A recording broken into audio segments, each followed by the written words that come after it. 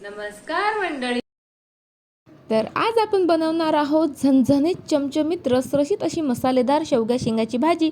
त्यासाठी इथे मी गॅसवर एक टोमॅटो, 2 कांदा आणि 1 लसूण भाजायला ठेवलेला आहे। तोपर्यंत इथे शेवग्याच्या शेंगा कट करून घेतलेले आहेत आणि जितकी शक्य होईल तितकी त्याची साल काढून घेतलेली आहे। आणि त्यानंतर आपण जे काही साहित्य भाजून घेतलेलं आहे त्याची साल काढून घ्यायची आहे आणि सर्व मसाले छान रोस्ट करून घ्यायचे आहेत।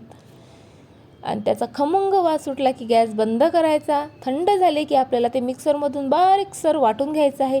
त्यानंतर कढईमध्ये ओता तेल आणि त्यामध्ये मसाला थोडा भाजत आला की त्यात सर्व आपले कोरडे मसाले घाला आणि ते व्यवस्थित शिजू दे आणि त्यानंतर त्यात थोडंसं पाणी घाला। छान तरी आली की त्यामध्ये मग आणखी पाणी घाला, सोबतच शेंगा घाला, झाकण ठेवा आणि छान 5 ते 10 मिनिट याला उकळू द्या। आणि बघा कशी मस्त अशी तर्री पण वर आलेली आहे आणि आपली शेवग्याची भाजी तयार आहे। बाय।